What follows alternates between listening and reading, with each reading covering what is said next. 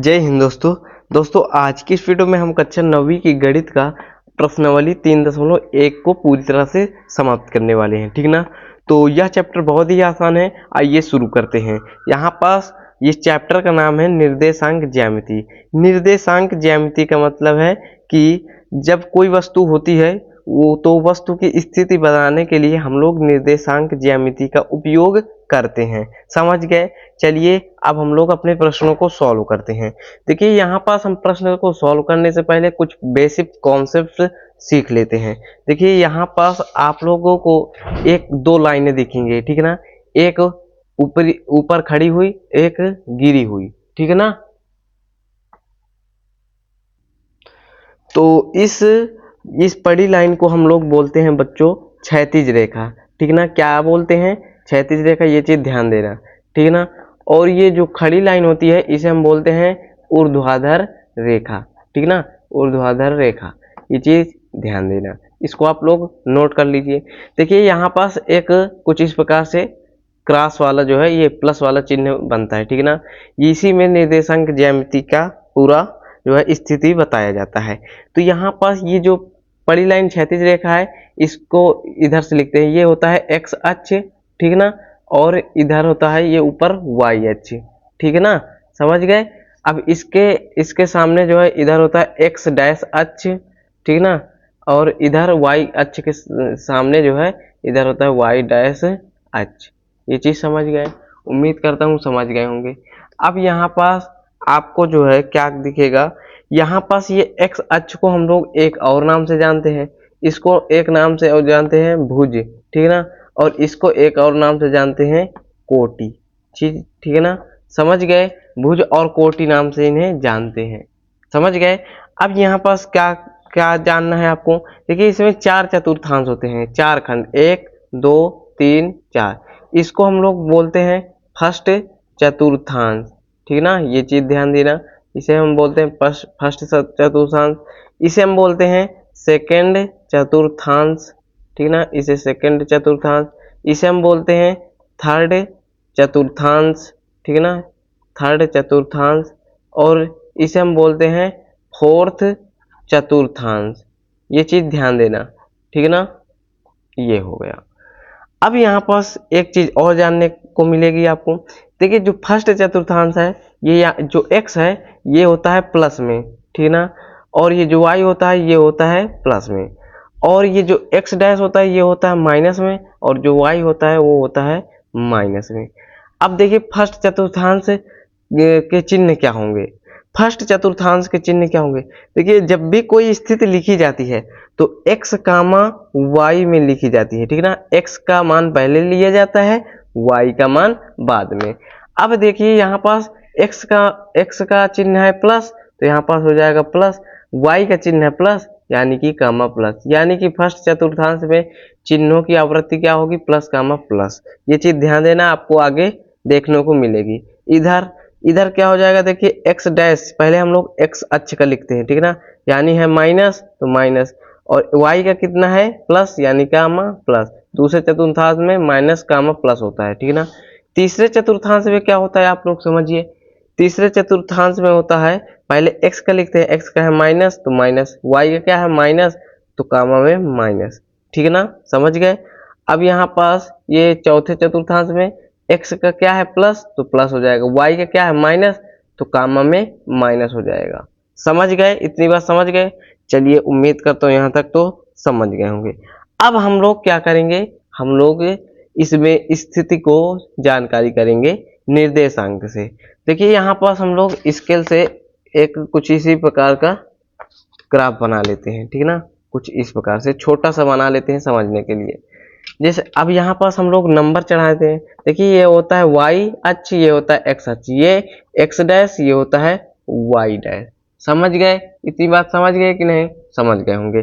अब यहाँ पास क्या हो जाएगा, यहाँ पास देखिए ऊपर की जो इधर चिन्ह होगा प्लस में रहेगा, यानी कि प्लस का 1, प्लस का 2, प्लस का 3, प्लस का 4। इधर भी रहेगा प्लस में, प्लस का 1, प्लस का 2, प्लस का 3, प्लस का 4। इधर जो x डैश में होता है वो माइनस में होता है, यानी कि माइनस का 1, माइनस का 2, माइनस का 3, माइनस का 4। इधर जो वाई डैश की ओर होता है वो भी माइनस में होता है, माइनस का 1, माइनस का 2, माइनस का 3, माइनस का 4। समझ गए। अब यहाँ पास जैसे कि कह दिया जाए यहाँ पास 3, 2 कहाँ पास स्थित है, तो आप लोग कैसे पता करेंगे? तो देखिए बहुत ही आसान है। इसे हम लोग कहते हैं एक्स अक्ष, इसे हम कहते हैं वाई अक्ष, ठीक है ना। एक्स की वैल्यू पहले लिखी होती है, वाई की वैल्यू बाद में। तो एक्स एक्स अक्ष की ओर 3 बढ़िए, ये होता है चौराहा, यानी कि जहाँ पास दोनों दोनों रोडें मिलती हैं। आप अपनी भाषा में समझ सकते हैं कि जैसे कि 2 रोडें हैं, एक रोड ये दोनों मिलेंगे तो यहाँ पास टकराएंगे, यानी कि ये चौराहा। और इसका इसका जो है क्या होता है, इसका निर्देशांक क्या होता है, वो 0, 0, यानी कि एक्स अक्ष का मान भी 0, वाई अक्ष का मान भी 0। समझ गए। अब यहाँ पास कह रहा है कि 3, 2 कहाँ स्थित है, तो यहाँ पास हम लोग एक्स अक्ष की तरफ 3 चलेंगे, प्लस का 3 है यानी प्लस का 3, तो ये एक्स है तो 1, 2, 3, 3 यहाँ आ गए। अब कह रहा है 2, यानी वाई अक्ष में 2 चलना है, तो यानी ऊपर चलेंगे, तो वाई अक्ष में 1, 2 ये 2 है, ठीक है ना। तो इसको हम लोग यहाँ तक बढ़ा के लाएंगे 3 तक, ठीक है ना, 3 तक, और ऊपर इस तरह कुछ तरह कर देंगे, और यहाँ पास एक बिंदु बना देंगे, और यही हो जाएगा 3, 2, तो यही हो जाएगा, इसका नाम दे देते हैं P, यानी कि 3, 2 को हमने दर्शा दिया इस निर्देशांक ज्यामिति पर, ठीक है ना। अब यहाँ पास जैसा कि कह दिया जाए 0, 5 को दर्शाओ, तो कैसे दर्शाएंगे? यहाँ पास सबसे पहले ये x अक्ष में 0 जाएंगे और y अक्ष में 5, तो देखिए x और y अक्ष यहाँ पास 0 होता है, तो x अक्ष में 0 जाएंगे तो यानी आगे बढ़ेंगे ही नहीं कहीं, 0 तो यही होता है। अब कह रहा है y अक्ष में 5 चलो, तो y अक्ष में 5 चलेंगे, 1, 2, 3, 4, यहाँ पास 5 नहीं है, यहाँ पास बढ़ा देते हैं, ये 5 हो जाएगा, यानी कि ये बिंदु पर आएगा, यही बिंदु हो जाएगा। जैसे कि यहाँ पास इस बिंदु का नाम दे देते हैं क्यों, और क्यों बिंदु क्या है, 0, 5 को दर्शाता है। समझ गए।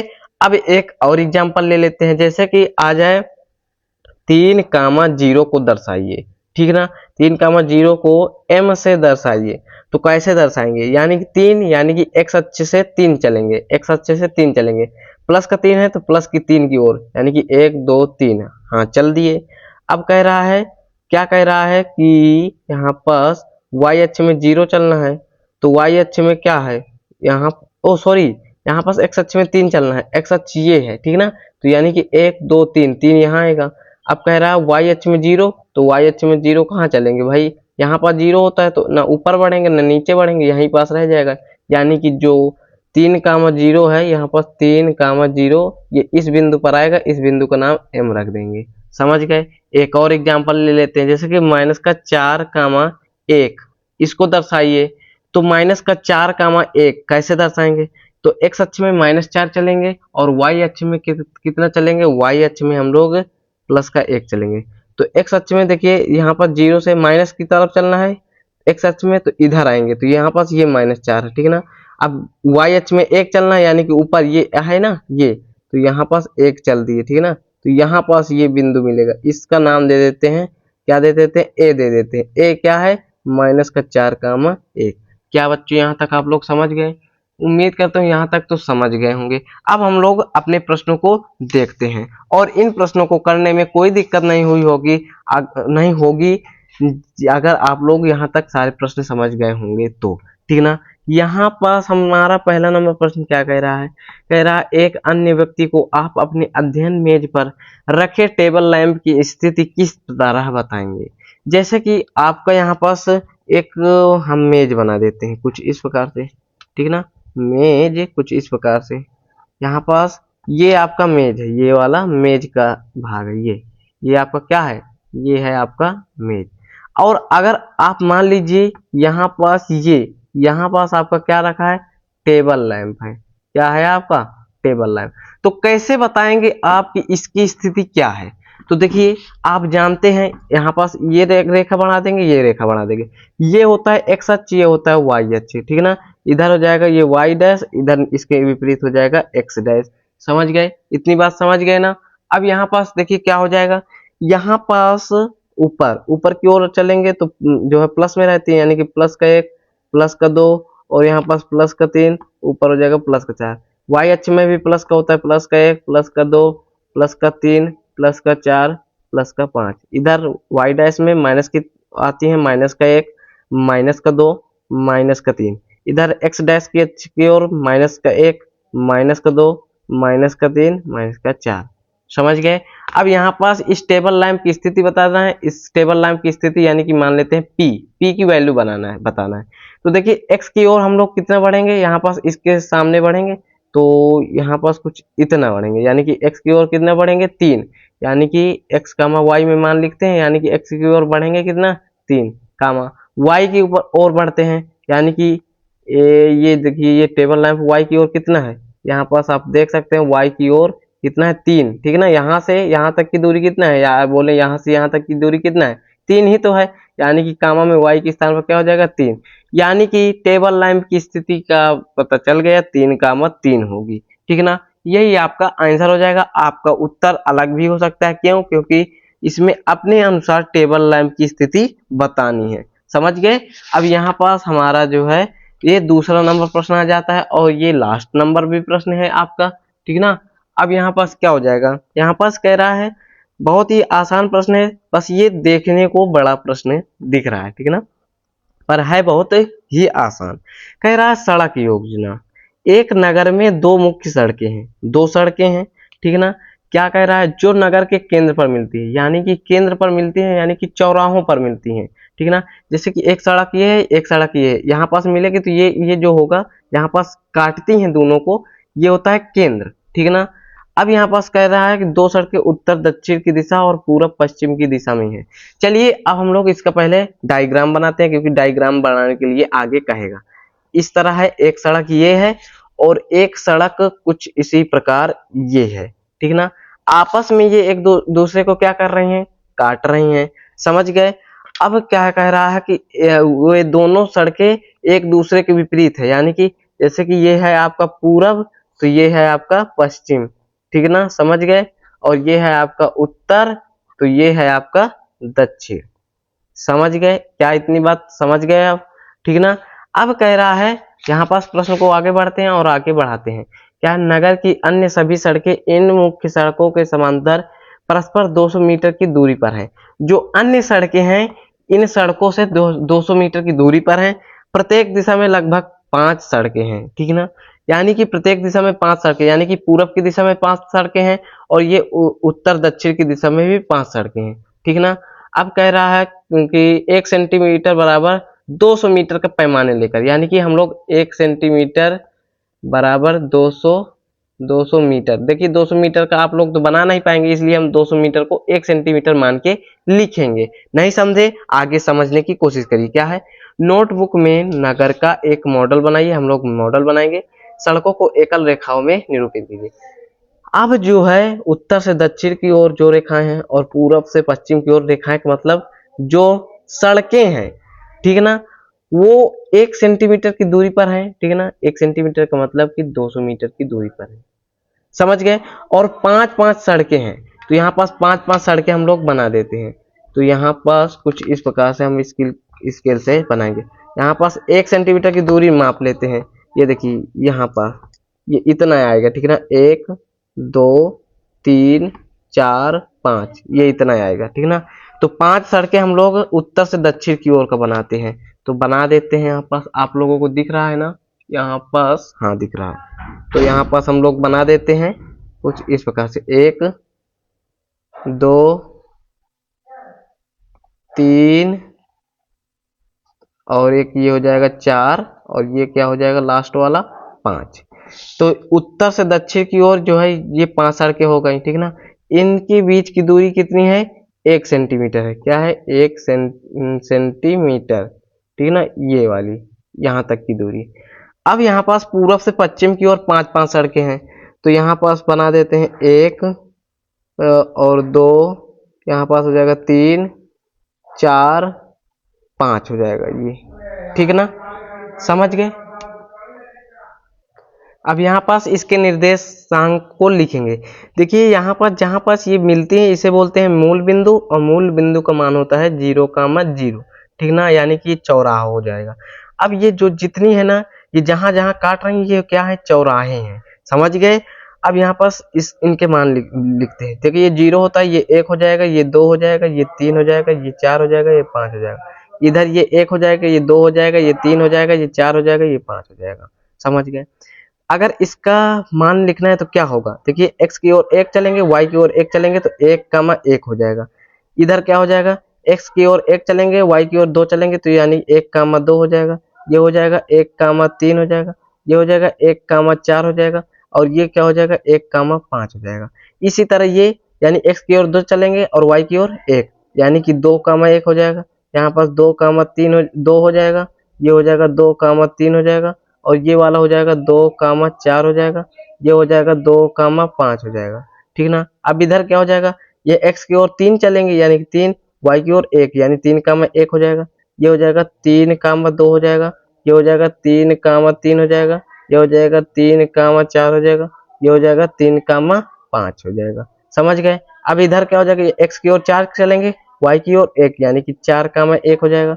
अब x की ओर 4 चलेंगे यानी 4 हो जाएगा, y की ओर कितना 2 यानी 4, 2 ये वाला हो जाएगा। ठीक ना। फिर 4, 3 हो जाएगा, फिर 4, 4 हो जाएगा, और ये हो जाएगा 4, 5 ये वाला। ठीक ना। अब यहाँ पास x की ओर 5 चलेंगे यानी 5, और y की ओर 1 यानी 5, 1, 5, 2, 5, 3, 5, 4 ये हो जाएगा, और ये हो यहाँ पास हो जाएगा 5, 4 ये वाला। ठीक है ना। ओ हाँ 5, यहाँ पास 5 हो जाएगा। यहाँ पास x की ओर 5 चलेंगे और y की ओर 5 चलेंगे तो 5, 5 ही तो होगा। समझ गए। अब यहाँ पास प्रश्नों को पढ़ते हैं। आप क्या कह रहा है, आपके मॉडल में एक दूसरे को काटते हुए अनेक क्रॉस स्ट्रीट का मतलब चौराहे। ठीक है ना। हाँ मजे की क्रॉस स्ट्रीट है, ये जहां जहां काट रहे हैं ये सब क्रॉस स्ट्रीट है। ठीक है ना, मूल बिंदु है। एक विशेष क्रॉस स्ट्रीट 2 सड़कों से बनी है। हाँ भाई देखिए 2 सड़कों से ही एक जो है ये चौराहा बनता है, ये कहने का मतलब है। जिनमें से एक उत्तर दक्षिण दिशा में जाती है। हाँ ये उत्तर दक्षिण दिशा और ये पूर्व पश्चिम दिशा की है। ठीक है ना, पूर्व पश्चिम दिशा में जाती है। प्रत्येक क्रॉस स्ट्रीट का निर्देशन इस प्रकार किया गया है, यदि दूसरी सड़क उत्तर दक्षिण दिशा में है जाती है और पांचवी सड़क पूर्व पश्चिम दिशा में जाती है और ये एक क्रॉसिंग पर मिलती हैं, तब इसे हम क्रॉस स्ट्रीट 2, 5 कहेंगे। इसी परंपरा से यह ज्ञात कीजिए कि यहाँ पास हम लोग ज्ञात करना है। यहाँ पास पहला नंबर क्या ज्ञात करना है, कितनी क्रॉस स्ट्रीटों को 4, 3 माना जा सकता है। 4, 3 कहाँ है, 4, 3 आप देख सकते हैं, 4, 3 यहाँ पास है। आप लोग देख सकते हैं 4, 3 ये है यहाँ पास। और कहीं भी देखेंगे कि तो आपको 4, 3 नहीं मिलेगा। 3, 4 मिल जाएगा पर 4, 3 नहीं मिलेगा। इसलिए हम कह सकते हैं कि सिर्फ एक क्रॉस स्ट्रीट यानी एक चौराहे को ही हम 4, 3 मान सकते हैं, यानी कि इसका उत्तर हो जाएगा सिर्फ एक। ठीक है ना। अब दूसरा नंबर प्रश्न है कि कितनी क्रॉस स्ट्रीटों को 3, 4 माना जा सकता है। तो 3, 4 देखिए यहाँ पास 3, 3 ये है, 3, 4 यानी कि ये वाला बिंदु भी एक ही स्थान पर होगा और आपको 3, 4 कहीं भी नहीं मिलेगा। ठीक ना। इसलिए इसको हम कह सकते हैं कि सिर्फ हम लोग एक चौराहे को ही हम 3, 4 मान सकते हैं। इसका उत्तर भी सिर्फ होगा एक। क्या बच्चों यहाँ तक सारे प्रश्न आप लोग समझ गए होंगे। उम्मीद करता हूँ यहाँ तक के प्रश्न आप लोग समझ गए होंगे। तो चलिए मिलते हैं नेक्स्ट वीडियो में। आप लोग वीडियो को लाइक कर देना और चैनल में नए हो तो चैनल को सब्सक्राइब कर देना। मिलते हैं नेक्स्ट वीडियो में, तब तक के लिए जय हिंद जय भारत।